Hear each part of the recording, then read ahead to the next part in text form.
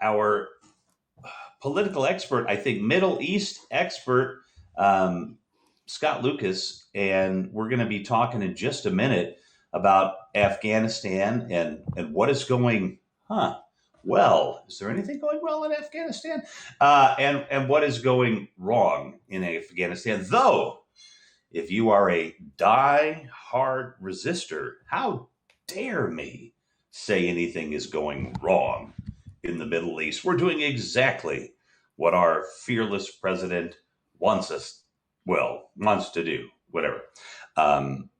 And God bless him. Joe Biden's done a hell of a lot of good for this country, but doesn't mean we have to suck up to him, for God's sakes. And yeah, shit is going horribly wrong in Afghanistan. I wish in the last 24 hours things had gotten better, but let's hear from Scott in just a moment. I'm going to do a quick plug for Scooch Case. Look, buy their cases, email them, tell them you bought them because of the show, so they'll pay me more money. All right, Scooch Case. I wouldn't endorse something that wasn't a good product, and it really is. But let's jump right into the news. So, Scott, tell me, has anything gotten any better since yesterday? There hasn't been another explosion today, and I'm not saying that to be flippant, but yeah, it's like at least because when we had the blast yesterday, and the death toll's up to about 170 now. There was the warnings that have come out that might not be the end of it. That this group that's responsible, this group that we can explain, talk about Islamic State Coruscant, that they weren't finished. But no explosions today. But obviously the death toll from yesterday continues to rise. So more than 150 Afghans. We've got, I think, 14 was the latest count on U.S. fatalities, and three British nationals. Now they may be dual nationals. Afghan, UK. That's just come out in the last 15 minutes. Largest set of casualties in one sitting in about 10 years, other than like a plane crash or something for the U.S. Armed Forces. Yeah, so it's the largest casualties, I think, from a bombing. That's actually a good point to try to reach back and think about it. I mean, Baghdad, of course, in Iraq has had a series of bombings that have Beirut. Beirut has had blasts, although the biggest blast, of course, was the detonation at the port last year. Syria, which I cover on a day-to-day basis, of course, this stuff is regular, but usually. Well, yeah, and I meant, sorry, Scott, Beirut. I meant in the 80s and Reagan and. Those were Marines, I think, weren't they? You go back. I mean, Beirut was the biggest, as it were, U.S. mass casualty event. I think it was in the area of more than 250. Yeah, when they hit the Marine barracks back in the early in '82. But no, in terms of where we are here, the Islamic State Khorasan, which is a relatively small group. I mean, still only 2,000 members last year. They have grown, but they've gotten exactly what they want out of this. They've gotten international publicity because it's horrible. If it bleeds, it leads. And when you strike civilians, and although they took out Americans as well, which they want to do, look, they knew they were going to wipe out Afghan civilians, and that would be their way in, as it were, to make their point. But beyond that, the evacuations are winding up. I mean, European countries have wound them all up today. I think Belgium, in fact, wound up yesterday. Spain wound up today. New Zealand wound its operations up today. The Brits have said they'll stick around till close to when the Americans bug out, which formally will be next Tuesday. But the Brits, I think, are pretty much said it's only a matter of hours now before they send their last flight out. The emphasis over the weekend will be getting the military out, the guys who have been there overseeing the evacuations, the civilians who have been assisting with the effort, the foreign nationals, and then maybe a few more folks who can make it to the airport. But it's almost impossible now to get to the airport because they've extended the perimeter. So if you aren't inside the perimeter now, you're not likely to get there. Yeah, I think at this point, the people that are, Americans that are there, you're going to be there a while. I think the Secretary of Defense, whose name escapes me at the moment, Lloyd Austin. Yeah, Lloyd Austin, yeah. because I just don't hear about him enough. Yeah. I think he said they were going to continue to do, everything they could to get Americans out, but short of desperate night helicopter runs under the cover of darkness in some of these faraway provinces where Americans may be stuck or stranded or whatever. I mean, it's going to be pretty futile if you're in Taliban territory and you're an American. You really got to hope and pray, if you're the praying type, that they don't start going around executing people. Yeah, what the Brits actually signaled a couple days ago, and now this will be the American message now, is if you're a foreign national, try to make your way to a land border, and there is one point that is open, Spin Boldak, which is in the south of the country in Kandahar province, across from Pakistan. People have been moving across there, but there's a long wait there, and if you're a foreign, it's got to be a long trip. You're kind of exposed. Yeah. Right. Afghanistan is not a small country. Yeah. And so there's that. I mean, the Iranians over in the west of the country, even further away from Kabul, of course, have been taking refugees on a temporary basis. But an American going into Iran could be a bit dicey as well. Yeah, you might not leave. Yeah, exactly. It's like the Hotel California, the Mideast. Yeah. You can check in, but you can never leave. Never leave, at least until the nuclear talks are completed, which could be eternity. So, yeah, we're talking to Afghans here in the country. I mean, I've got, a fantastic person, writer for EA Worldview, who's doing a couple pieces now on schools in Afghanistan. These folks are going to try to keep the schools going for girls as well as boys. So sorry, Scott, is that the person you recommended to me recently that we should talk to? No, that's someone else, but I can recommend this person. Yes, I was going to say, recommend this person too. That sounds super interesting. Yeah. So the reporter's name, the writer's name is Deepa Kalakuri, who is initially an Indian journalist, but now based in France. And I met her through a great program in Dublin. This is the way the world works. And so now she's been writing pieces for EA Worldview. We'll have a big piece up on Monday about one of the local, this guy, this is a story about Afghanistan, the thing that I like to find out about. You learn about, he's 12 in 2004 when his school is burned down to the ground by the Taliban, because the Taliban had control of his area in Kandahar.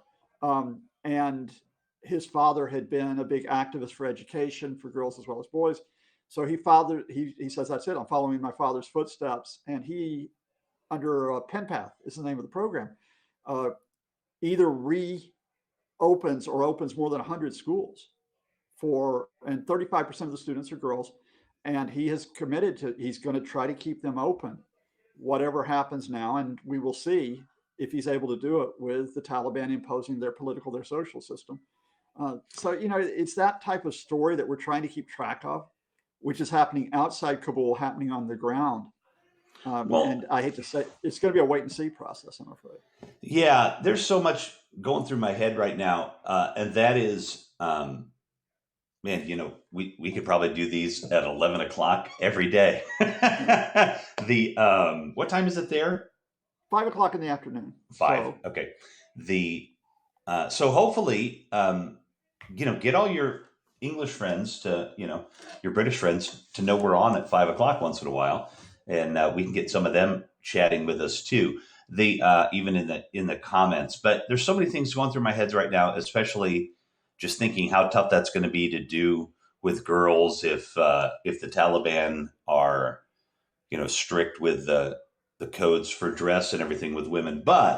And I do want to get into that. And I also want to get into some of the broader ramifications of what life might soon look like in Afghanistan too. If I could remember to get back to those 2 points. And though at the moment, what else do we know that you can think of kind of since yesterday, so we can give everybody just an update? I'll kind of be quiet, and you did a little bit, but tell us what else you know from that's changed in the last 24 hours. Yeah, I mean, if you've got the top line, from what happened after the blast, and then in Kabul, beyond it, is the top line is that the Taliban, who are saying 28 of their people were amongst the dead yesterday. Now that may well be true. It may well be a bit of spin to say, look, we're not the bad guys here. We took the casualties, but they are talking to the Americans about extending the security perimeter in the remaining days for the evacuation. So that's sort of a de facto Taliban-U.S. cooperation. Now, whether that continues once the Americans are out of the country, that's going to be a broad political issue, which we can talk about, because the implication of what Joe Biden said yesterday, which is the second war on terror, which is effectively what he said, is, well, if you're going to go after, say, ISIS-K, ISIS Coruscant, who carried out the bombing, are you going to work with the Taliban to do it, given that the Taliban are effectively rivals of ISIS? But in Kabul, the big announcement today, moving politically, is the Taliban say, and again, will it happen? Do we trust them? Oh, we're going to have an interim government, and this interim government will have various factions in it. So it won't just be Taliban leaders, but we'll have non-Taliban leaders, whether that's former President Karzai, Dr. Abdullah, whether it is members of other ethnic communities who are involved in that. And that's a wait and see issue, because it could be they're saying that just to be nicey nice, especially after yesterday. But it could well be that, yeah, they realize that they are not going to be able to establish authority without trying to build links with other parts of the Afghan community. But beyond that, beyond Kabul, there's no picture I can give you that's a single picture, because the thing about the Taliban is they aren't like one organized massive group. I mean, it's not like, I'm not sure the Republicans are one party right now, given the Trumpists within it, but it's not like the Republican Party, and it's not like the Democrats, right? You've got various local factions within the Taliban. And so the guys in Kabul might be saying, all right, we're going to have an inclusive government. We're not going to crack down on women's rights. We're not going to limit social space. They could say that in Kabul, but if you get a local Taliban faction in the south of the country, they may be far stricter. Like the difference between Washington, D.C. and where I grew up, Alabama, right? Like Alabama, we don't, hell, right to choose. Where did that come from? So, well, you got the right to choose your AK versus your Uzi, my friend. Yeah. You can choose between those two things. And the right to choose not to get vaccinated. So, it's not exactly like Afghanistan's a federal system, but it is Afghanistan's a shit. Well, wait. A federal system. That was the other thing I wanted to think about too. Real quick. We'll keep this going, but I was thinking about this earlier, because you need administrators, you need diplomats, you need a lot of things to run a government. Now, you can put a gun to somebody's head. I think Saddam did a lot in certain cases. Even some of his representatives. Can't remember that guy on TV for all that Baghdad time that was, the official spokesman for, remember that guy? Baghdad Bob. Yeah, I think he eventually got arrested. But who becomes their UN ambassador? Like that person becomes complicit, but you need somebody that's pretty smart to start dealing with the World Bank if they'll deal with you. So I don't think this isn't the same Afghanistan that it was, when they took over. The public is different. They're better educated. They're better connected. They've had the internet, at least some of them. So it's not the same. It's not the same place. Sorry, that's been wanting to come out. That's a really relevant thought, Rev, in terms of how you have to read it each day, because their spokesperson, effectively the reach out guy, is a guy named Mr. Mujahid, and Mr. Mujahid gave press conferences very soon from after, when the Taliban came into Kabul, and would put out the lines of inclusion, and it's amnesty for everybody who worked with the government, and we're not going to punish everybody. He has given a sit-down interview with the New York Times, which I think was featured yesterday morning, I think. Mm-hmm. So, they are, that if you're talking about de facto UN guy, he's the de facto guy giving the message out to the international community. Again, I don't want to get too complicated here, but it's really complicated. We got time. there's not a single like overall Taliban leader in terms of a formal designation. So, right, that's true. People might not know that, right? It's kind of like yeah, a band of musicians trying to decide whether to stay together or not. yeah, or basically like, is it the guy who's on lead vocals who's actually the head of the band, or is it really the guy who's on drums? Is it Phil Collins or Peter No, Gabriel? screw Phil Collins, the band, maybe. You Levi Helm with the band, right? Is it really like you got Levi and Helm, their version of Levi Helm running the whole show from back? So to extend this comparison, bizarre comparison we're on now, Rip, that you're kind of the guy who's on on lead vocals, or has been technically, is a guy named Akhundzada. Now he came out in 2016. The previous Taliban leader had been assassinated by the Americans, and it's like, hey, we designate this guy. But from all we can tell, the political director, the guy that really is running the show, is a guy named Mullah Baradar. He was the guy. Mullah Baradar. Yeah, Baradar was in the. Can you type that in there? Yeah, so absolutely. Because the cool thing about HAPS is, as I give a little quick sidebar, Peter, thank you, my friend, for joining in and listening. And one of these days, my brother, we got to get your voice in on this discussion with our great friend Scott Lucas, because you got some journalism chops, man. Taliban head Mullah, how did you say the last name? Baradar, right? Baradar. So yeah. Look, Mullah, that's like a title, kind of, isn't it? But the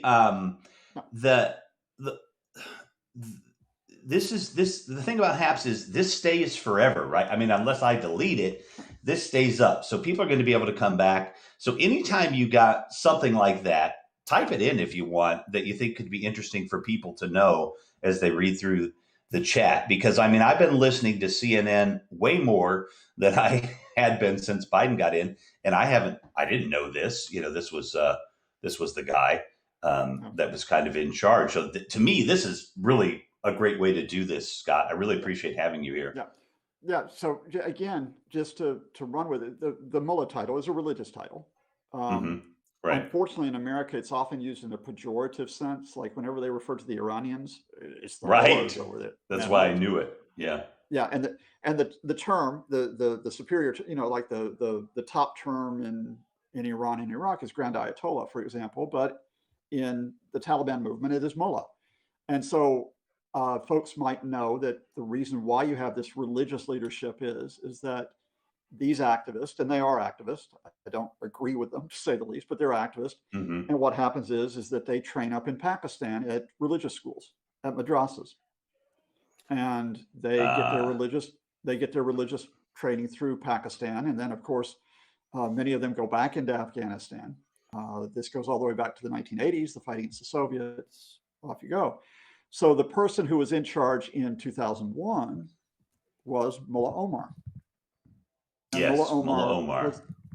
And that was the person who the Americans had to decide whether they were going to deal with him to try to have Osama bin Laden, as it were, released from Afghanistan to stand trial, international trial, or whether the Americans were going to go military and overthrow the Taliban, and they chose the latter. Something which is still a point to be debated even to today. But the idea of saying this is that because of the nature of Afghanistan, which is a very diverse country, a lot of rural areas, because it's in a civil war situation, and because a lot of civil wars, you have to look at the neighboring countries, it's not like you have a single unified leadership, because if you have a single unified leadership, it's easy to get picked off and killed. And so therefore you have a much more diverse leadership across the country. And we just happen to hear one or two names and so on. And it's not until you take national power that you see actually how they're going to set themselves up in a situation where you have to establish national authority, which is where we are right now. Baradar, I think, is the guy to watch if I'm an analyst to start with. But then again, I would also look at, they've got a designated defense chief who was a former designated head of defense secretary, technically, who was a former Guantanamo Bay detainee and was released. Oh, okay. Is this the guy that they released? Yeah. There's several of these guys they've released, right, from Gitmo. Baradar was released in 2018, and he's the de facto head. Well, that does not going to go well for trying to close Gitmo, for God's sakes, which needed to be never needed to be opened, honestly. But in my opinion, so he was not the head was not in was not. I don't think he was in Gitmo. He was held by the Americans, however, for 8 years. okay, They haven't held it back. And what happened there again? This is why it's so complex. We'll hear a lot about how the Pakistan support the Taliban. They're linked to the Taliban. Pakistan always has played a double game. They've always played a double game of having connections with the Taliban, but at times working with the Americans as they try to maneuver their situation. And they, in effect, worked with the Americans to capture Baradar in 2010. He then does 8 years. As you start to move back to a political path, look, we're going to have to talk to the Taliban at some point. He's released in 2018, right? And so, and you'll hear a lot of right-wing American press will say immediately, "Oh, these guys were detainees, and they were," and the Taliban are brutal. We all know that. But when they say they're detainees, realize that when these guys got out, it wasn't that the Americans had gone all soft. It's that at some point the decision was made, not only by the Americans, but by other countries. If we're going to get a political resolution in Afghanistan, we have to engage with the Taliban. We don't like them, but we have to engage with them. Right. Which is really where we were going through the Trump years. And I mean, that's tough for maybe the average person watching the show to digest. I mean, you know a lot about it, and I imagine it's tough for you to digest that we have to work, with people like this that we certainly have major disagreements with. Hey, Perry Pilot, we'll get your question here in just a second, but having this having to deal with these folks is just the reality of it, and I don't think our politicians should bandy about any sense of well, these are bad actors, we're not going to deal with them and have some kind of tough line. Look, it is what it is. You got to talk to these people 100%. Well, again, I'm always like talking to you, Rev, because here, unlike when I do a lot of other TV and radio work, I can get personal here, right? I don't have to just be analyst. That's what yes. And my wife, who is my rock, right, Leslie, and she says, look, and she said to me this morning because I'm having all these discussions about Taliban and ISIS-K and the Haqqani movement, which some people are labeling Al Qaeda. We can discuss that or explain that in a bit. And she says, look, you're not going to go soft on the Taliban, are you? The idea that we have to work with the Taliban because of ISIS. And no. I'm not going to go soft on the Taliban in terms of the fundamental we always start off with, which is that in terms of rights and space and a future for all Afghans, it's unlikely we're going to get that from the Taliban. So I'm not going soft here. But I think what you've got is in terms of the immediate situation, and indeed the situation when you couldn't get the legitimate Afghan government over the past few years, you couldn't keep the Taliban outside of the tent entirely because you couldn't militarily. Well, you said they controlled something like 3/4 of the country, kind of ish, more or less. And you know what? Quickly too, the what is it? What is it? K now? What is it? Al Qaeda. Which group is calling themselves something K? I'm just typing here very quickly, which is ISIS Coruscant. Yeah. So this battle between ISIS Khorasan and the Taliban, right? Yeah. Am I right? Those two? Yeah. It's possible that could, break out into a larger conflict and the Taliban lose ground, right? I mean, we could be having to deal with, multiple groups in Afghanistan going forward, even diplomatically or whatever. Yeah, I mean, I think the starting point here, because it'll tie nicely into Perry Pilot's question in just a minute, is that ISIS Khorasan started in 2015. And again, it gets support from the main Islamic State movement at that point. This is when ISIS in Iraq is holding about 1/3 of the country. For example, they've declared the caliphate. And the idea is, all right, well, we'll have a caliphate across Afghanistan and Pakistan. Khorasan is a name from medieval times, which stretches from the Middle East all the way across to the Himalayas, right? So it's just like that whole area. And but in looking at ISIS Khorasan, they're very much dealing with local conditions, right? It's like these are Afghans, these are Pakistanis. This is what they want out of their religious and social views in that part of the country. And so, sorry, Rev, thank you for the message. No, but you know what's funny? I got I just wonky on my typed camera. that, and I thought, wait, maybe he means politically, and I didn't. No, I got it. So I got it on the screen. So sorry, folks. I'm sitting here looking. No, like I'm doing it too. Sitting here looking like one of the characters on the Muppets dancing about here, right? So ISIS Khorasan, the thing about them is they've never been that large. It's not like they've got tens of thousands, hundreds of thousands of fighters. We're talking about numbers in the thousands. But they pack a punch in what they can get in publicity because they carry out these attacks. They attack maternity hospitals, they attack girls' schools, they attack foreign nationals. They're doing it to get the headlines. So could they be a national resistance, a national fight against Taliban? No. I mean, right now they're mainly based up in the northeast of the country. That's where the roots of the movement are.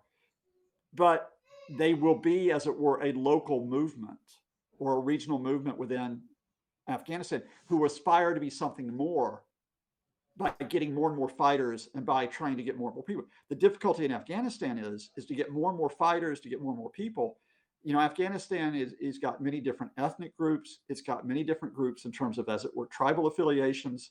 So how do you get them to buy into your overall ideology, like the Islamic State is?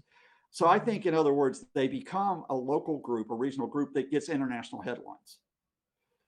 That means it's more of a story of fragmentation in Afghanistan and the inability of Taliban to get the authority.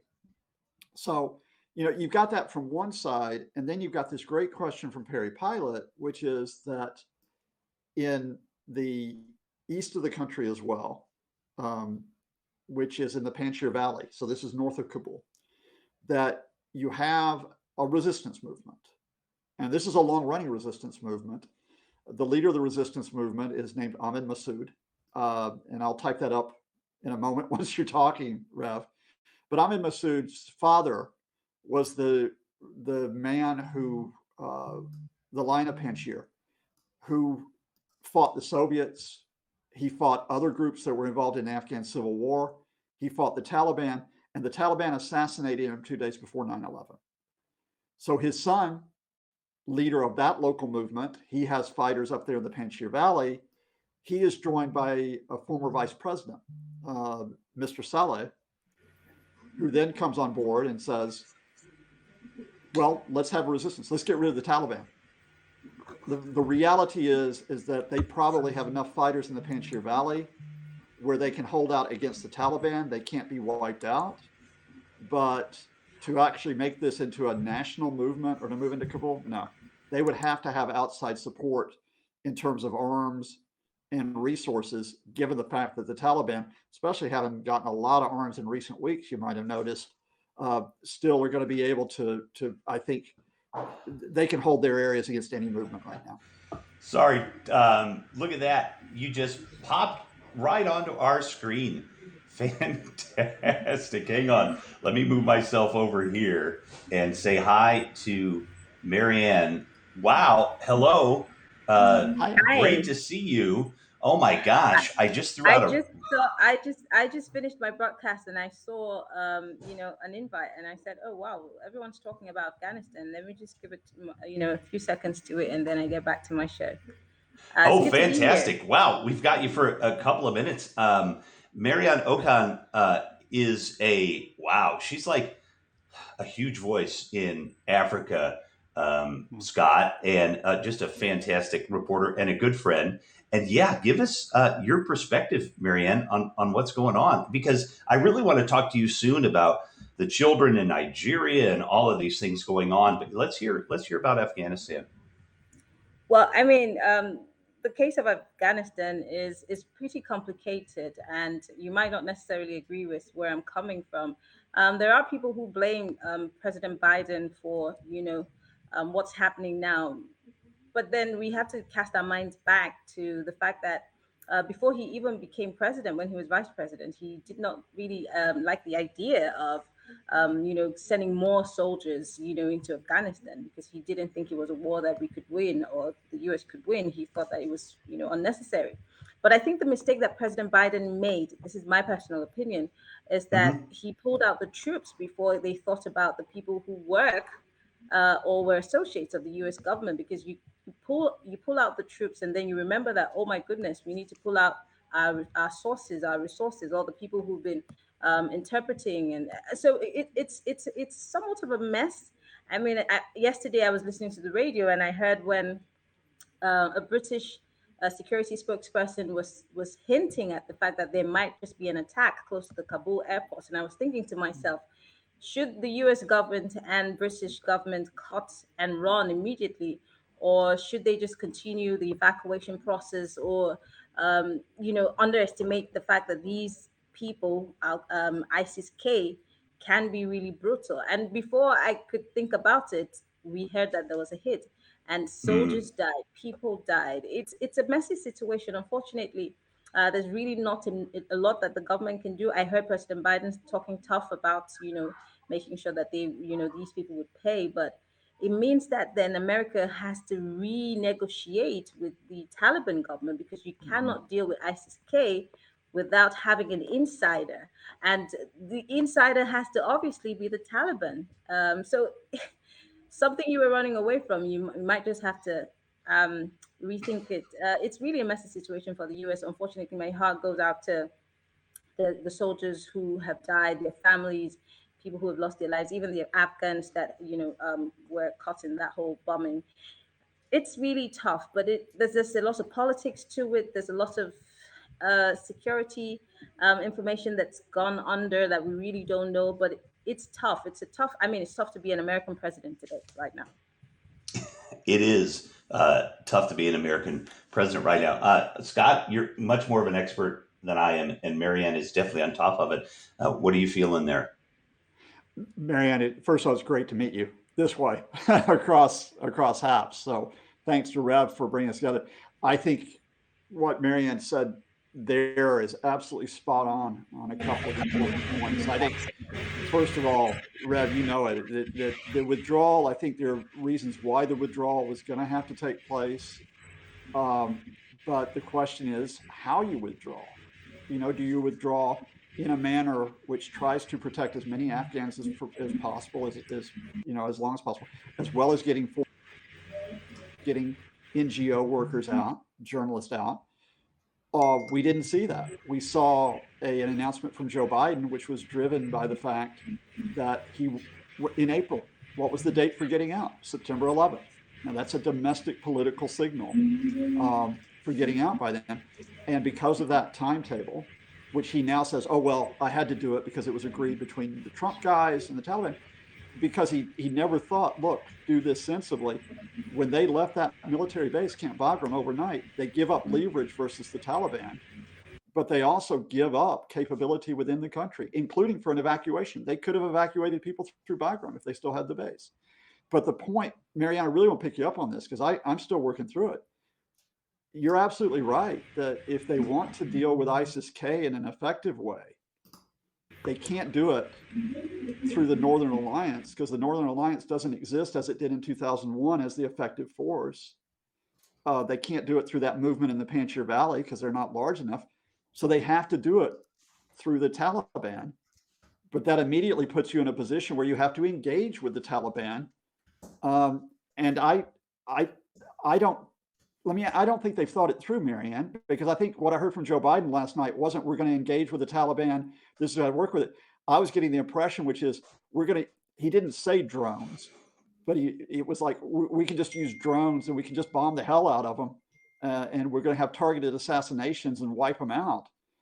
But you can't even carry out targeted assassinations without assets on the ground. It's not that easy to just drone folks. So I'm at a loss as to where the Americans go next when you talk about the political tension of talking to the Taliban versus the military realities. Oh, sorry, I muted you, Marianne. Hang on. Yeah, so it's a really tough place where President Joe Biden finds himself. America and its allies. I mean, already Russia and China have made moves to, I hear, recognize the Taliban government. So it means that America has to also join in recognizing the Taliban government to be able to work with them. It's tough. I mean, there's certain other things that I'm thinking about that I would like to say, but I'm not sure I want to say them, so I'll just keep that to myself.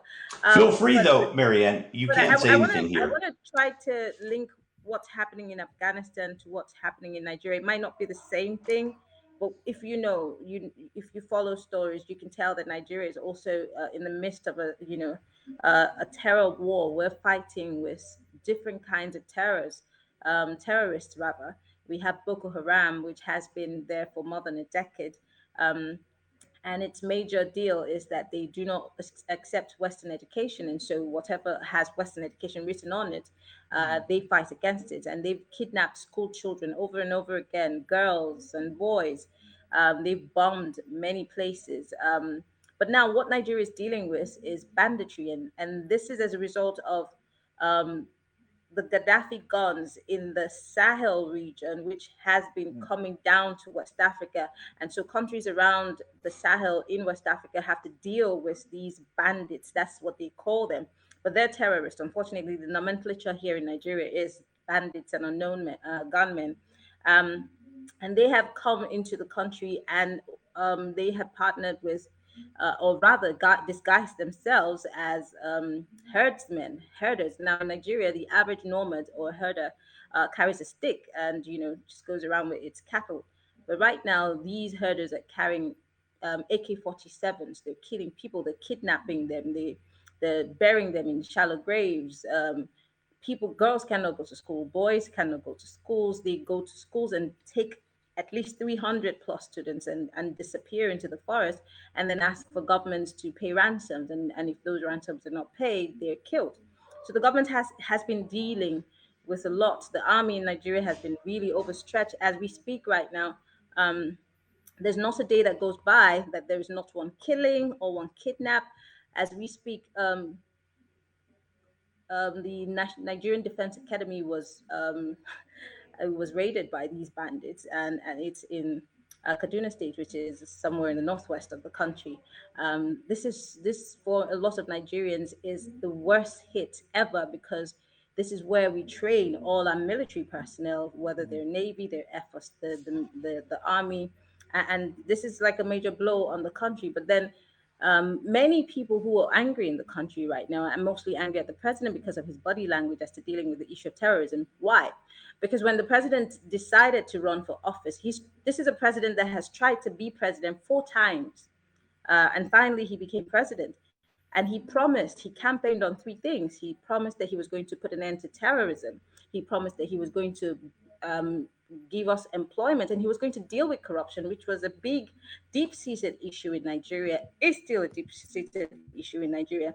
Unfortunately, the president has not been able to do any of these things, and the issue of terrorism is building up. Now, our president was the first person to talk about the Afghanistan thing on Financial Times, and saying that if we do not deal with our problems and the issue of Boko Haram and the bandits in Africa, we might just be facing an Afghanistan issue or an Afghanistan situation.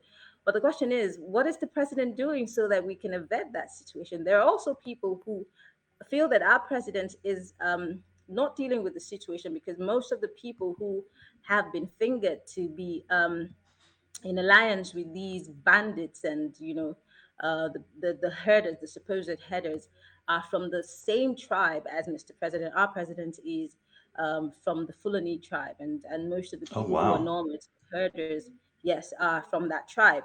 And so they feel that the president is dealing with it in kids' gloves. But now it has become a hydra-headed monster, and it's now spreading down into the south of the country. Now, the southern governors in my country have kicked against open grazing, because normally in Nigeria there used to be open grazing, so the nomads can come all the way from the north down to the south and nobody would disturb them. But now, because these people are now going to farms, Nigeria is a very agrarian country, so we every part of the country we are always farming. We have farms.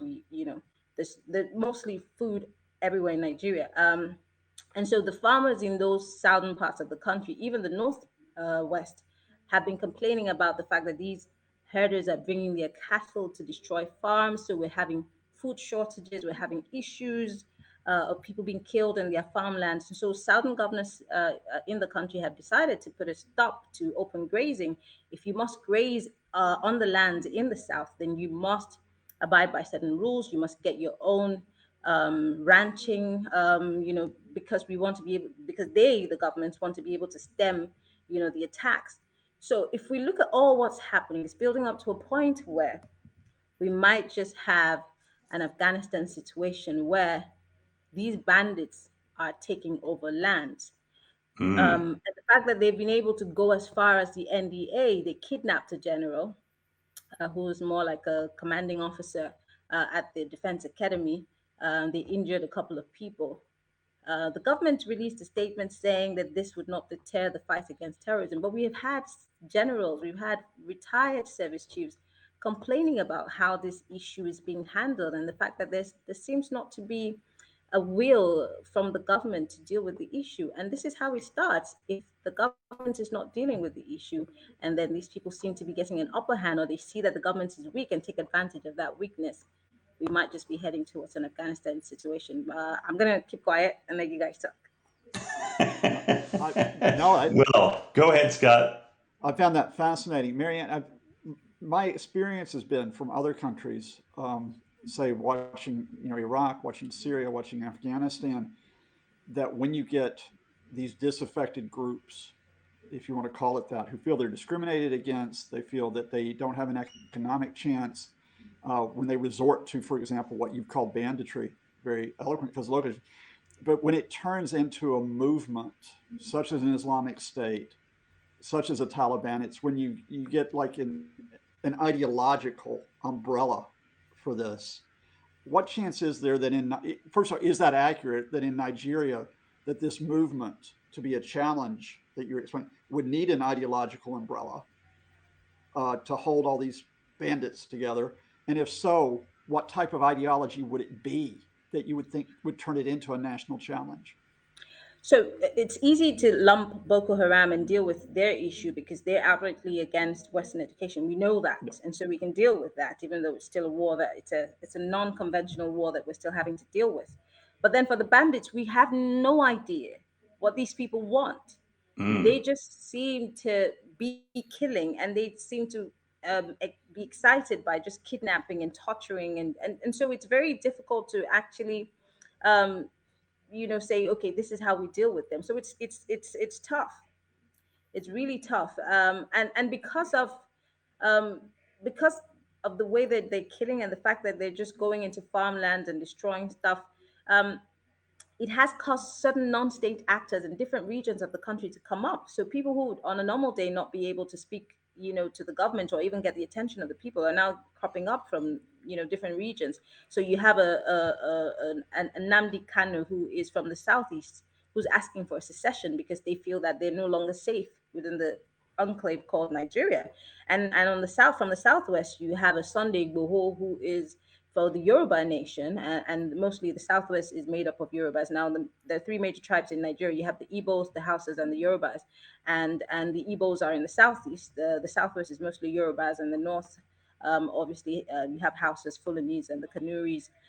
So these non-state actors are beginning to agitate for secession, and they're calling on their people to support them because they feel that the government at the center is weak. And I always say that non-state actors come up when government is unable to do its job, because if government had dealt with these issues early enough and addressed it, and not because if the government is quiet, what we see as those who report on these issues every day is that the government is quick to react when people uh, react to these herders or point fingers that to the herders. That's when you hear the government speak. So it looks more like the government is in support of the herders, or the government is saying, well, don't call them herders, don't call them Fulanis.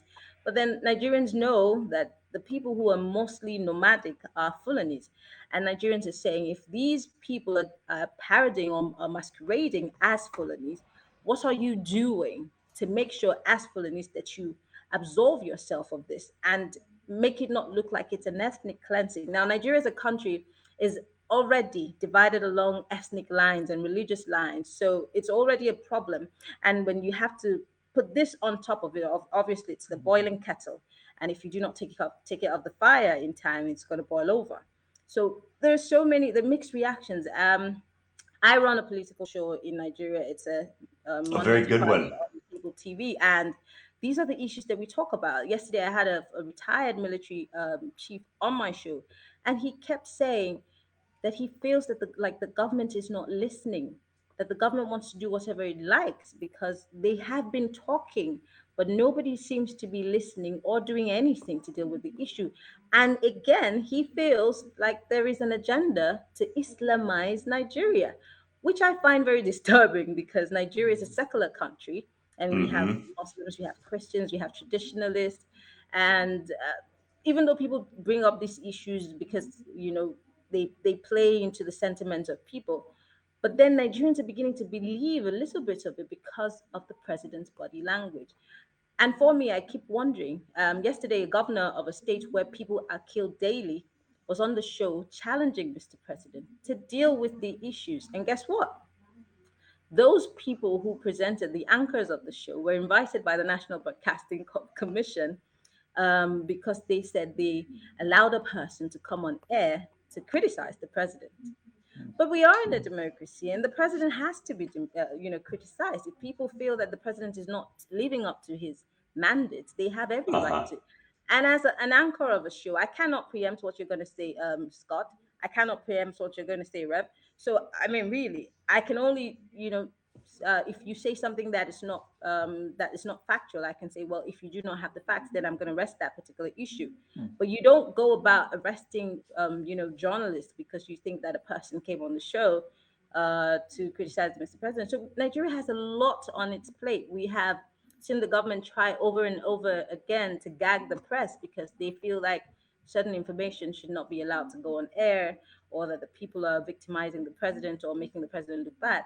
It's a potpourri of issues, and I mean, really, if I start talking about it, we're not going to leave, and I'm not going to go back to work. So, but these are the things. The reasons why we have bandits in the first place is there's poor education in those areas. There's almost zero education in those areas. Infrastructure is terrible.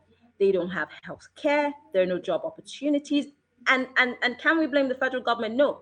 We do have governments who have come, previous governments who have been there, who should do their job. So it's a leadership problem.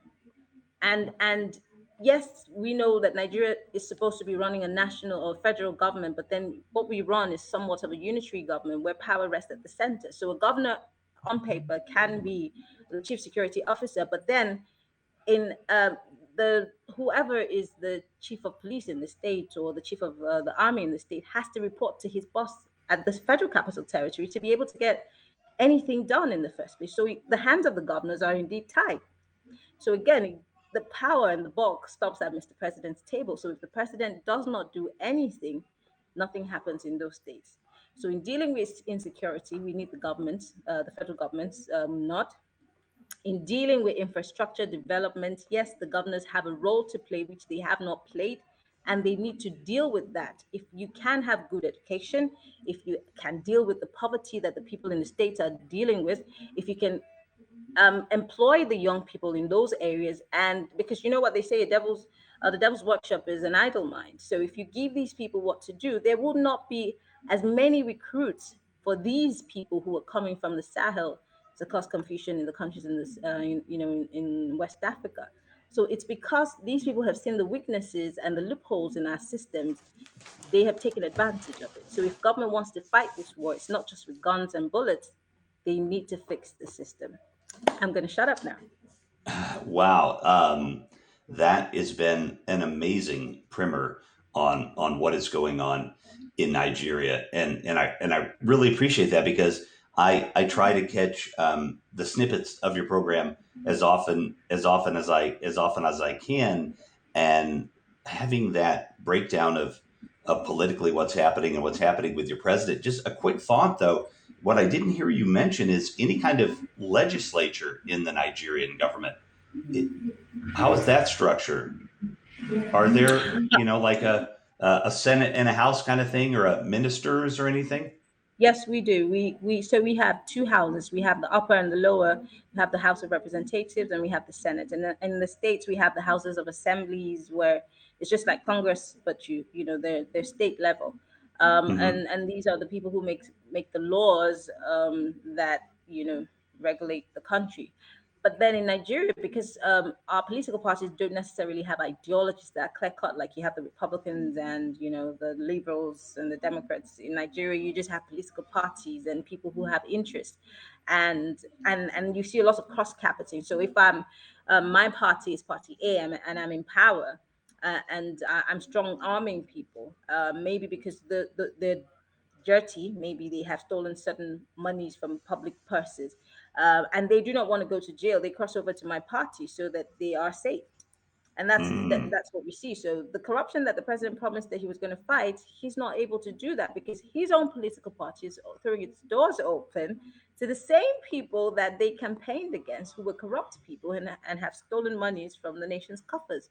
And so the people who feel the national, who have the highest number of people on the floor of our National Assembly, both the Senate and the House of Representatives, are mostly from the president's party. So whatever they do is obviously going to be in favor of Mr. President and not necessarily about the people.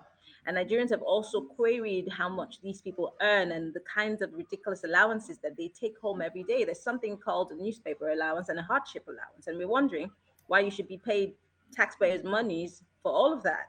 And they take home vehicles that are very luxurious and very expensive. Yet, the laws that are passed most times on the floor of the National Assembly is not necessarily in the best interest of the average Nigerian. So we seem to be getting the short end of the stick, and so it makes it's very Nigeria's politics and the political arena is very complicated.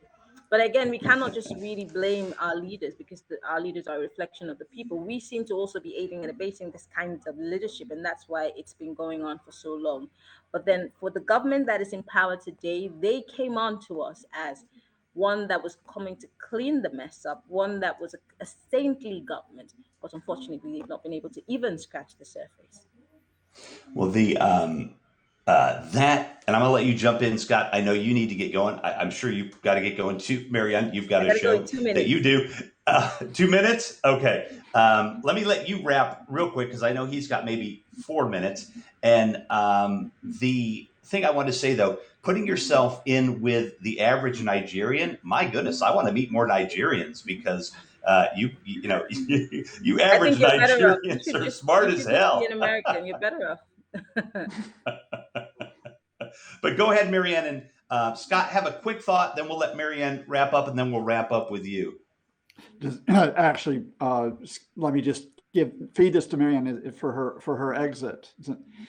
If you could, there's so many places that you identify where there's issues in Nigeria.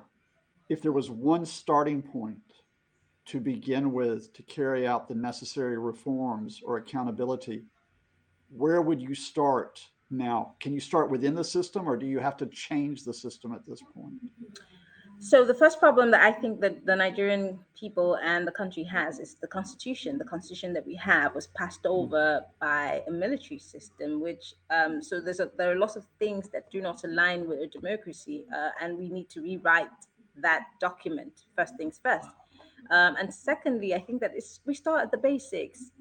The most important thing that you should give the average person is the basics: water, electricity. Nigeria in the 21st century still is struggling with electricity. We do not have 24 hours electricity.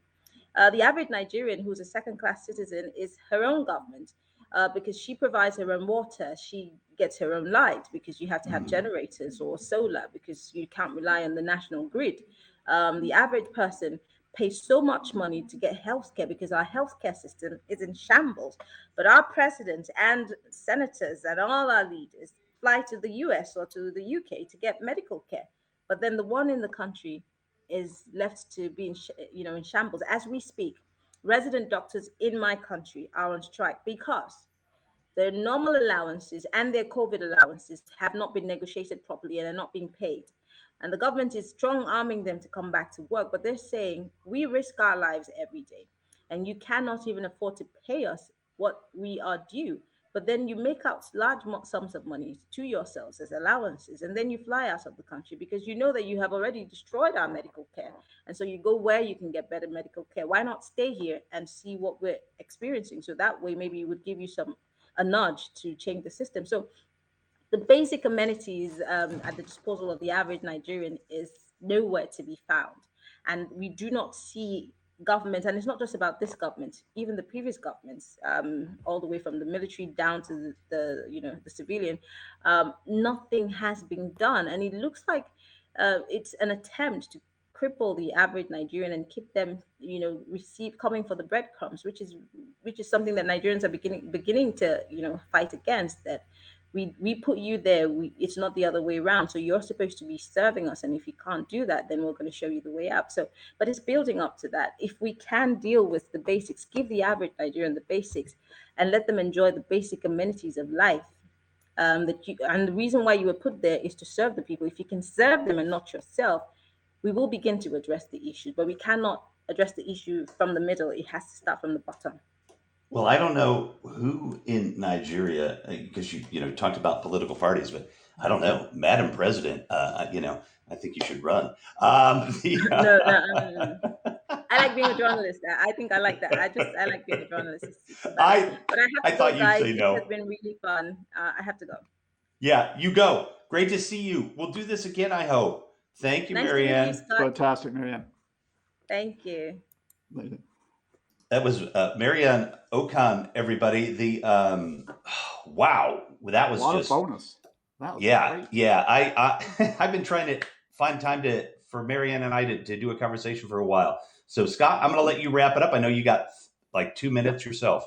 Well, this is a great way to bring it back, because I think Marianne makes a point, and before I come back and watch you do the dedicated program with her, which is going to be 2 hours to get deep on Nigeria, she makes a point that I think links, Nigeria with Afghanistan, with other countries that you start from. And that is, cut through the overlay in terms of, the military and the religious ideology, and what the basics that move countries, that fragment countries, that could bring countries back together is whether or not people have water, electricity, shelter that take place.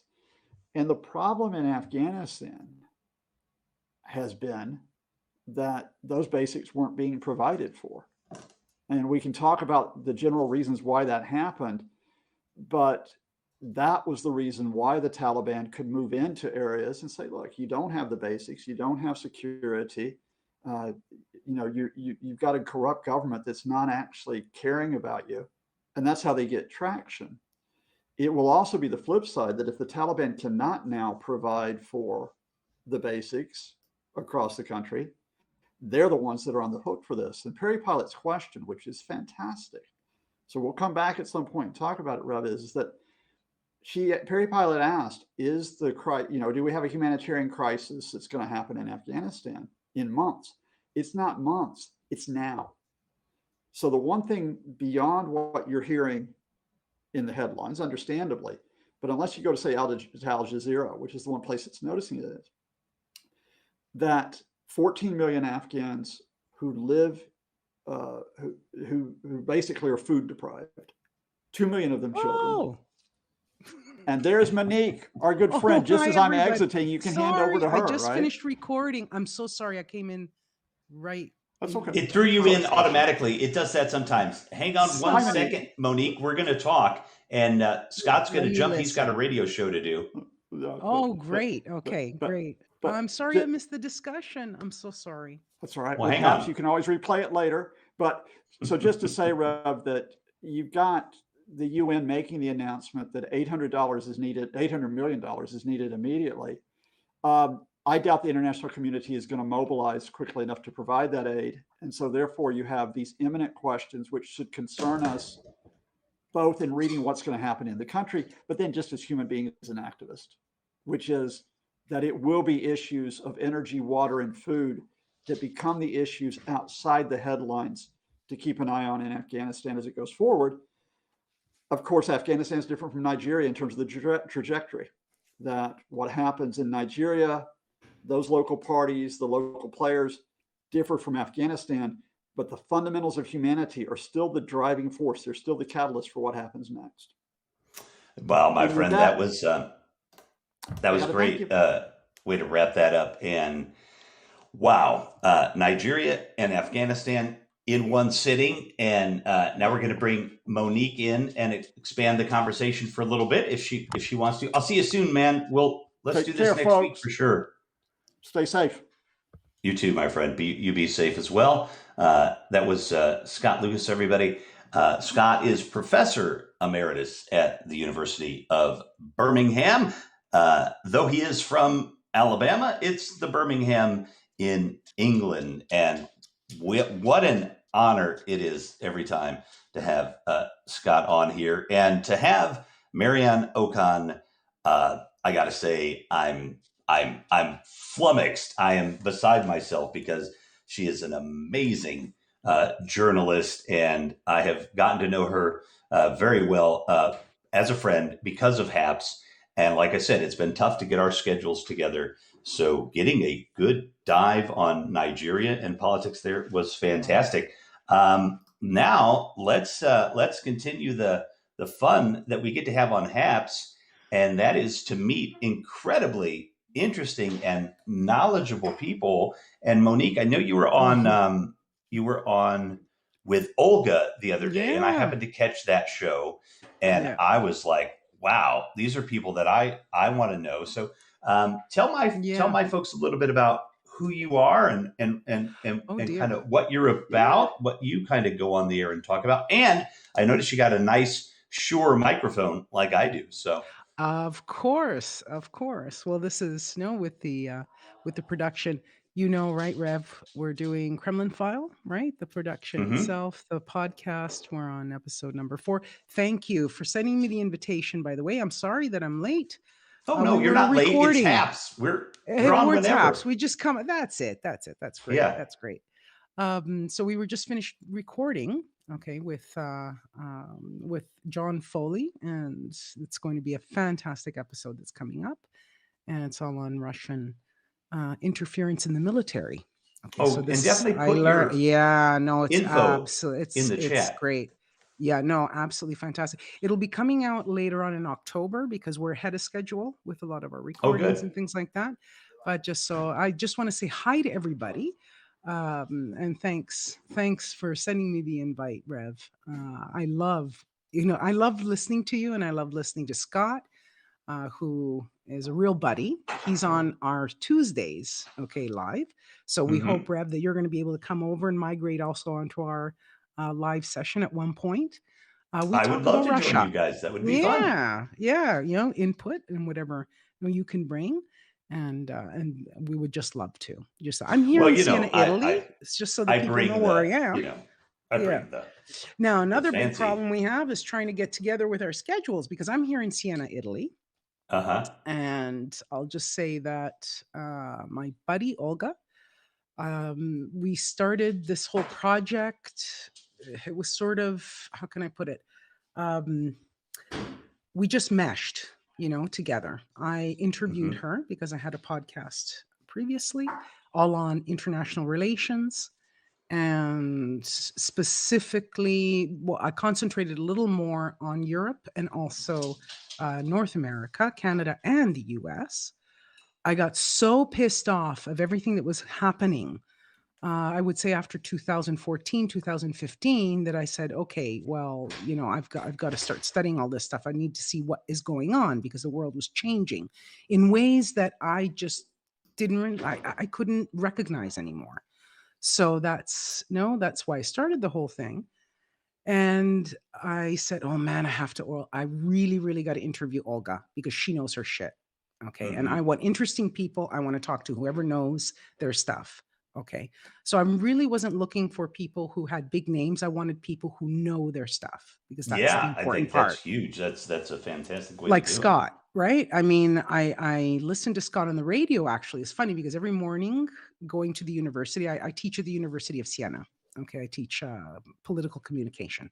So every morning No, I listened to Scott because he had this little, little spot on a radio station in London. So I said, wow, actually it was it's a national radio station. And I just listened to him every morning. I said, man, I got to talk to this guy, because he knows his stuff. Right.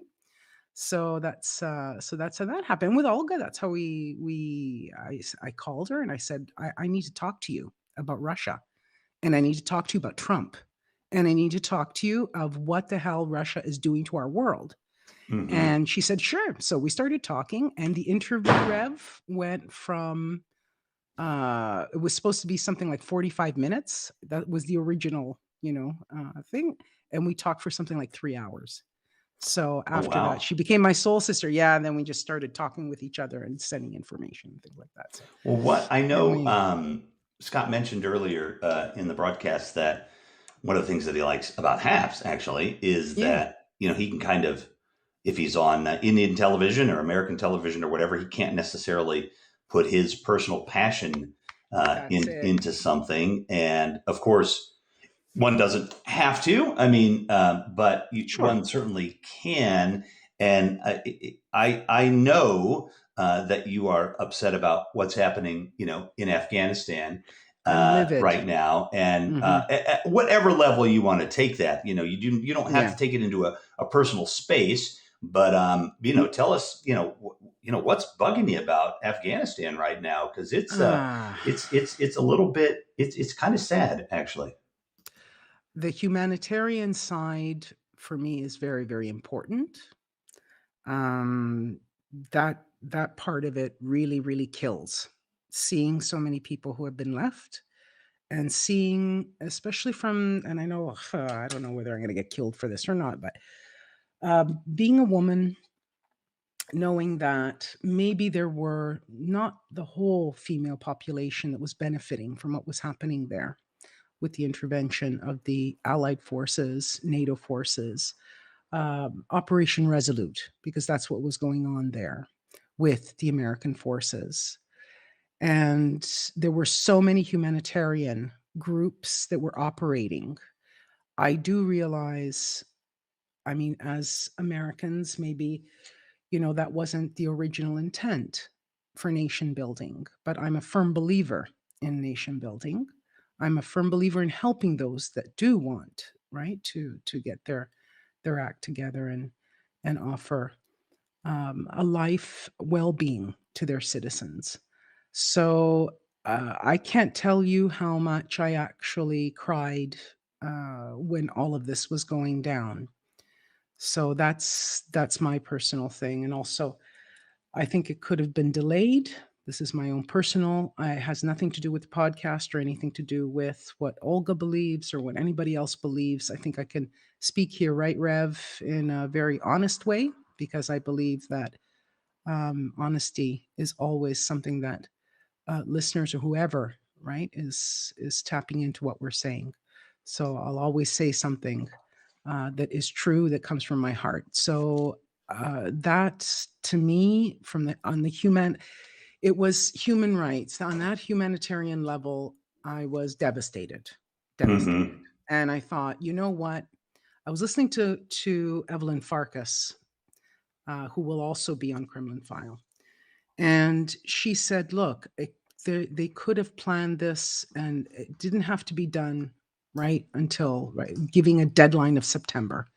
It could have been done, phased out, really, because you're leaving a country. It's easy to go in. It's difficult to get out. Okay. And it's got to be done in a certain way. I didn't understand the rush. I really, really did not understand the rush. Okay. Yeah, but that's my, but that's, again, this is what I personally believe. At the same time, I'm sure that there are reasons, right? That, and nobody, Americans, anyone can think differently. That's not the problem. Yeah, I know. I get, let me ask you two real quick, because Scott's from Alabama. Where are you from, Monique? Toronto, Canada. Toronto. Okay. I couldn't quite figure out accent. No. Yeah, no. I was born in Toronto, but I've been here for almost over 25 years in Siena, Italy. Yeah. Love it. Yeah. I have a great great-grandfather who got his naturalization, U.S. citizenship, Yeah. by fighting in World War I for America, but was an Italian immigrant at Ellis Island. Wow. So it is probably a tie for the most genetic that I am is Italian, but and I definitely have I definitely got the greasy, but no wrinkles much for 55. Sei bellissimo, sei bellissimo, non c'è un problema. Bellissimo. Sei Thank you, bellissimo. but what I was going to say was having. Well, Joe Biden, I get a lot of flack, even from the executive producer. Is what I call my wife, but the executive producer. He's like, don't go on that show picking on Joe Biden. Joe Biden's doing everything that he can, Right. and as best he can. And I've said it before. God bless America and Joe Biden for getting us, as far as he's gotten us here with the COVID. And Yes. when America Yes. wants to do something, America does it. Whatever you want to say about politics or, capitalism or whatever, people know what I feel. Agreed. But when America wants to get something done, look how fast we all got vaccinated if you wanted vaccinated anyway. And, but I do greatly I greatly agree, and again, man, Joe Biden is, an old school liberal and, not 100% my kind of guy politically, but, damn good job that he's done in so many ways. And he's between a rock and a hard place. But I want to agree 100% with you just on the time frame. He's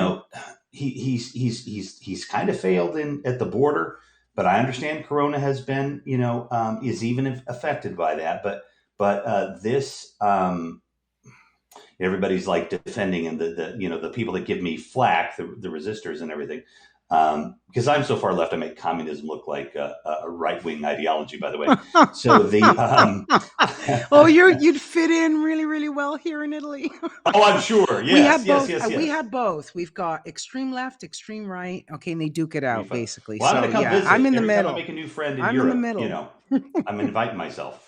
So but the time frame, that would have been the thing that I would have adjusted. I don't have the intelligence or the military intelligence maybe to make those decisions, but the time frame, even because Trump did put something in motion, and it's hard to stop things in motion, even militarily and ideologically and politically. And it's been a 20-year war, and it would be nice if it were over and everything. And you're Joe Biden, and you want to end the war, and you didn't want to put the troops in there and all that stuff, but. My God, I know we couldn't have just started like taking people out 3 months ago in mass. Everybody would have been like, oh shit, they're leaving or whatever. Right. And that would have caused some panic. But the French had started. The French had started in May for evacuating. Okay, they had started evacuating people. The Italians had started evacuating people. So, there were no other nations, 70 nations. To be precise, that were getting their people out and things like that. So that was happening. I think in Biden's case, I'm trying to look at this holistically in the sense of full context. Okay? I think that his foreign policy over the past while, what I'm seeing is that he's concentrating basically on what he believes, what the administration believes, or whoever it is that is advising him that China is where he would like to put the resources. Okay, that's my feeling. That's what observing things, because if you see what's going on in Europe, where he has lifted the sanctions for Russians, and especially to do with Nord Stream 2. This is important. Not paying enough attention, I would say, to the Baltic states and also to Ukraine. Anything that is right on the powder kegs over there too. Exactly. Okay. These are serious. These are areas where they're amassing troops, as we know. All right. You have areas in, let's say, the It's not coming to mind right now. I'm going with a blank because I'm all over the place. But No, it's fine. the Yeah, Azov it's Straits, style, by the way. okay, all right. The Azov Called Straits, swirling, where somebody told okay, me, or Russia is, popcorning. yeah. I mean, look, in the Eastern Mediterranean, okay, this is what we're Mhm. talking about. All right, so these are areas that need attention. There's so, and he's not paying enough attention there. Well, Europe yeah, and needs to actually, shore up as well, because it's not just the states that needs to take. Okay, it doesn't have to be the states taking the lead all the time. They mhm, should be able to find partners, right, who are reliable and who are investing, okay, in let's say serious defense.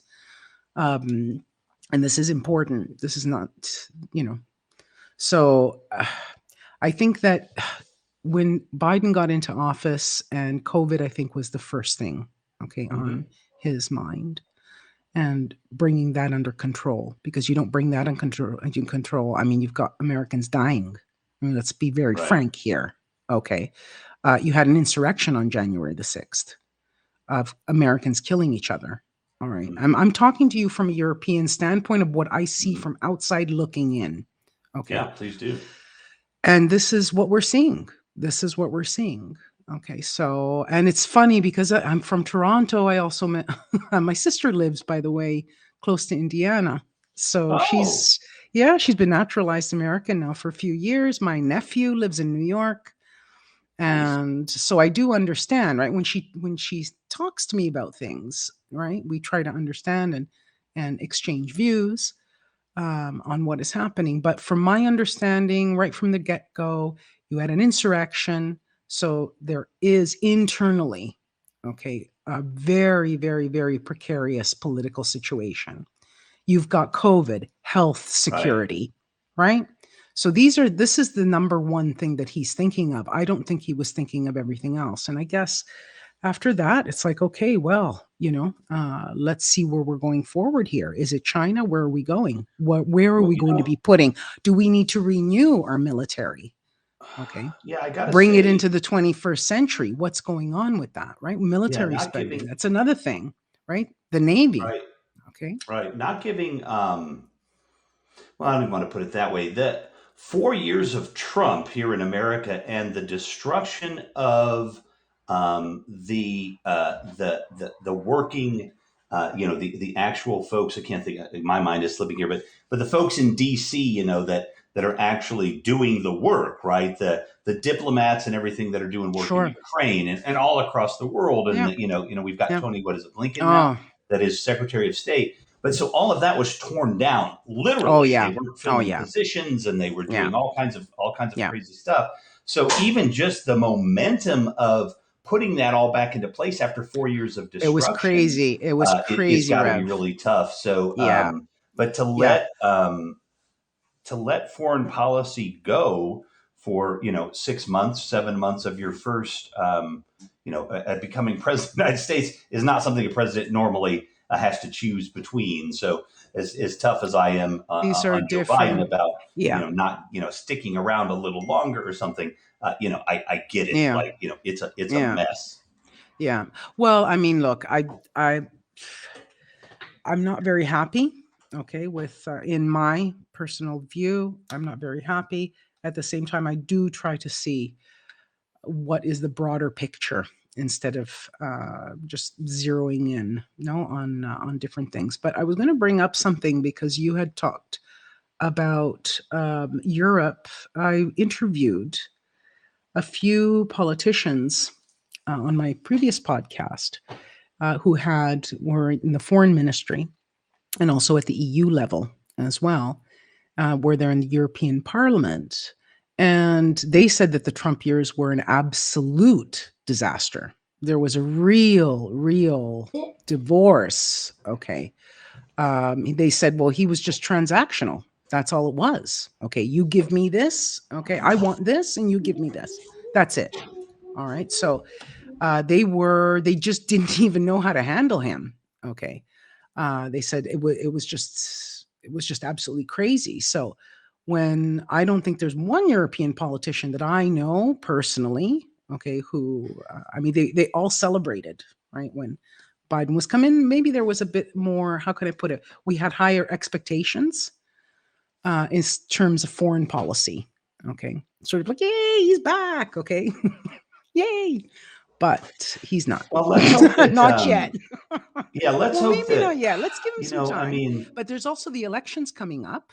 right. Well, Maybe he this is wanted to not get good. this out of the way. Well, maybe he wanted to get this out of the way before, having to face. Maybe this is one way Yeah, of maybe he's got more than a some year. Maybe you're electors right. coming. But I don't know how's he polling now, Rev? Do we know? 49, I didn't check today. which somebody pointed out that was the high point of Trump ever, 49. Right. So 49 doesn't sound very good. It is not, but 49 is still pretty darn good at this point. No, the midterm elections, are a big factor. That you bring up a good point. Maybe getting rid of this now makes more sense. What I will say in America, as being here for 55 years, is that Americans don't like seeing Americans dying. And so what they did in order to stay in Afghanistan and Iraq more or less for 20 years was they just didn't show them dying on TV. Right. I mean, it just doesn't happen. I mean, Jake Tapper doesn't show it, and Anderson Cooper doesn't show it. I don't know. We've got David Newman, who is the one of the co-founders of HAPS, who I invited on here. And one of these days, I hope we can have a discussion with David about why they didn't, hasn't been shown. To the extent, and in a lot of ways, because Americans don't want to see it, I'm sure. But he right now, it is sad to me that political calculation of potential genocide, because that's what we're talking about in Afghanistan, is more politically palatable than staying a little longer and maybe even look. I said it about communism in terms of my right, my left wing tendencies. I will say this. I say it all the time. I'm a pacifist until you punch me in the face. I'm not going to just lie down here and be a pacifist. But I generally am not about war. But when we're in it, and we don't try to whatever win it means. But hello, JB from Sweden.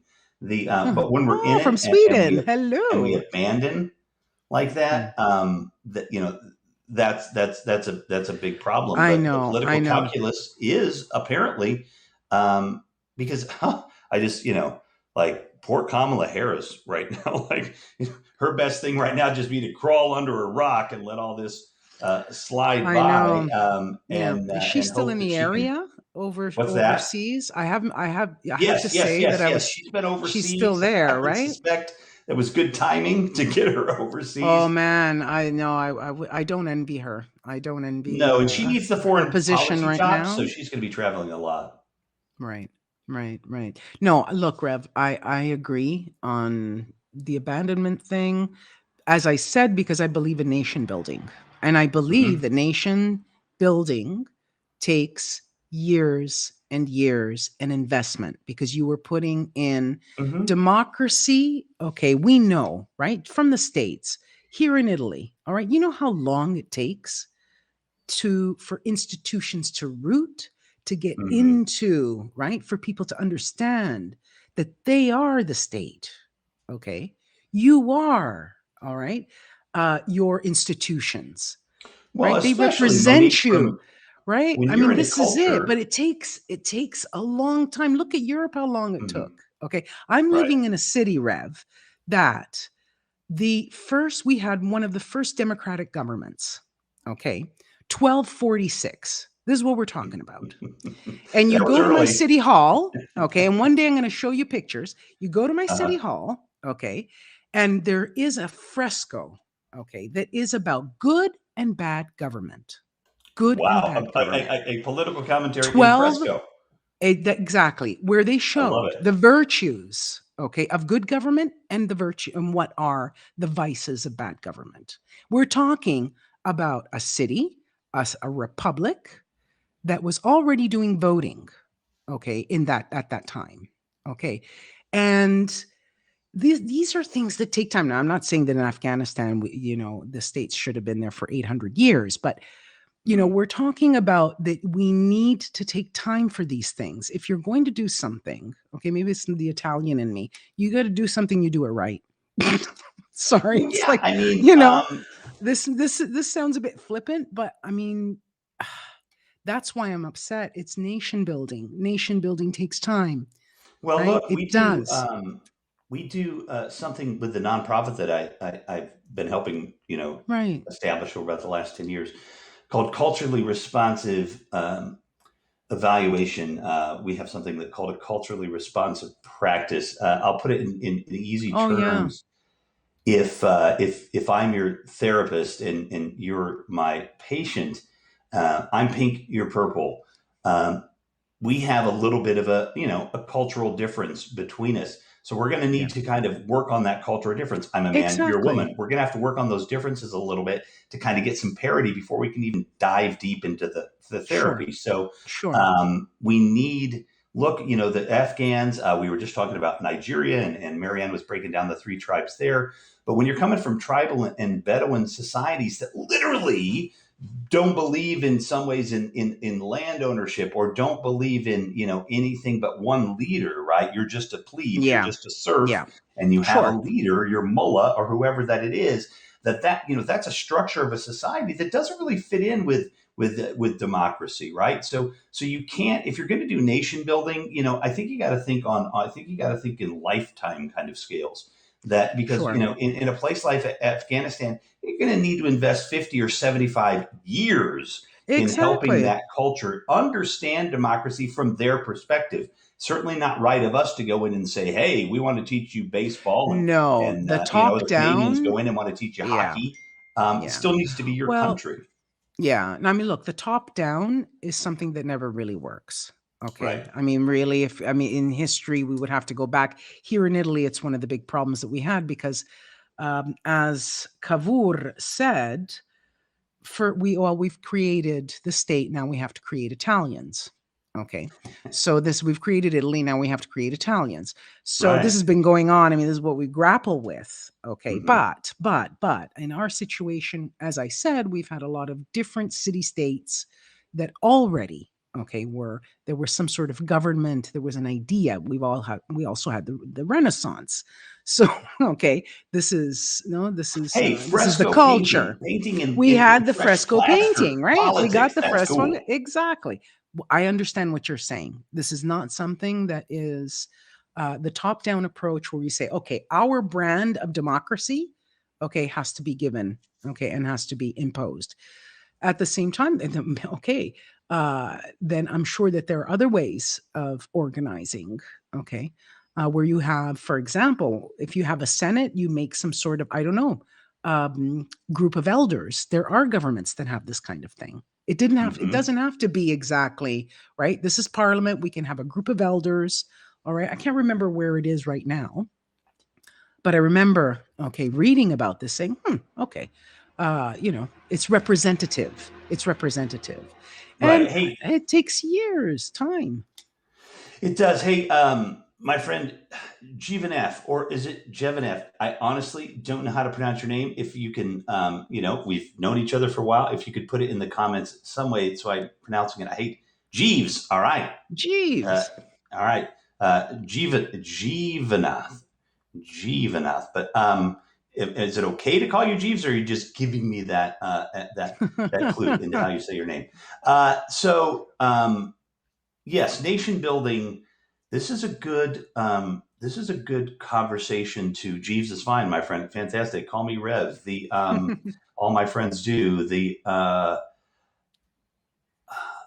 This is a great conversation that I think we'll probably spend a lot of Yeah. time on too in the future Yeah. as well, because it is something that I've found fascinating, in that most of the time when we have helped install a democracy somewhere, Mm, we tend to go with the British system of ministers, because I think of the inherent crazy nature of our American, democracy. Trying to get something like this installed into another country with a different culture, yeah. could be quite difficult. But No, there again, has kind to of be. talking about a band of nomads, and getting them to understand democracy. Yeah, nation building, it really takes a long time, and I'm 100% for nation building. I get that sometimes it's at the end of a gun, which I don't agree with, but you got to put those guns down, Well, you need at some point security. and build. Yeah, well, look, that's a security issue, right? It's not that you're forcing people. I mean, security is really one of the fundamentals. People have to be able to feel safe, right, to live in their state. So they do need security. This is this is an issue, but these are huge things, Rev. Huge, huge, huge. And I gotta go. I really feel terrible because you know why? Because my family's congregating over here, and in a few minutes, okay, you're gonna hear pots and pans. Nice. I'm on my way. Yeah. What are you having? Un po' di sugo. We have a little bit of sauce with some pasta, so that's our dinner tonight. The New York Italians, they would call that sauce, they call that gravy. Oh my God. Okay. All right. No, don't tell me these things. Don't tell me these things. But I mean, these are all great, huge, discussions, topics. Well, as I said to Scott and to Marianne, and of course, I will say to Olga, we got to get Olga on here as well. Yeah, sure, this is a really good time frame for me. Which works out really well for you guys. Yep. So if you've got some hot thing that's happening, and can jump on at, because we jump on at 11 my time, just text me, for goodness sakes. We'll jump on because I'm having I love talking to you, Rev. I love talking to you. Yeah, this is fun. And I'm having a blast doing this. And I think it's very informative for people because, just a regular guy like me, that lives in Chicago, it helps make me smart. Oh, I'm sure you are already. I'm sure you don't need me for that, but I can bring a different perspective that maybe a lot of people don't have. I appreciate that. I'm a hybrid. I'm pretty much a hybrid because, born in Canada, in Toronto, migrated to Italy. Actually, I studied in London for a little while, and then I came to Italy. And my friends here are international. So we have just a different, there are different mentalities that come from everywhere. Okay. Well, you know what? That, and anytime Scott, also you want to bring somebody else with another perspective too, and other political folks, journalists and all that, even a regular person, because it really, one of the things I love about just these kind of interactions is I think about people in history, that were influential and that were connected, together, and having, these multiple voices is just a great thing to have on the show. So I'm gonna actually jump into a therapy session that started 9 minutes ago. Whoa! And so because my Ti mando un bacio. Okay, great stuff. All right. We'll see you soon. We'll talk soon. I'll text you on Twitter. Text. Okay. Bye. All right. Thank you. Bye, everybody. Monique. Bye, everybody. Mara? Thanks for putting up for me. Camarra. Yep, that's me. Camarra. Mo. Just All call me right. Mo. Ciao. You're Rev and I'm Mo. It's really cool. Rev and Mo? All right. Rev and Mo. See you later. All right. Ciao tutti. Bye-bye. Bye-bye. All right, everybody. That is our short comment on that. Look, JB, regarding nation building, I can understand both sides, how they logically argue in this topic. Can the price be high for intervention and nation building when it comes to the lives and money spent? And how far should we extend our responsibilities? Well, I will, bye, Christine, everybody, Joy Christine, Rev Mo Show, I like that. JB, I will see if Monique and I can address that question the next time we come together, because there is a lot there to unpack. Though to me, $2 trillion spent over the last 20 years could have been much better spent educating the folks in Afghanistan on the principles and positives of democracy without forcing them to do it. All right, I got to jump. All right, everybody, peace be with you.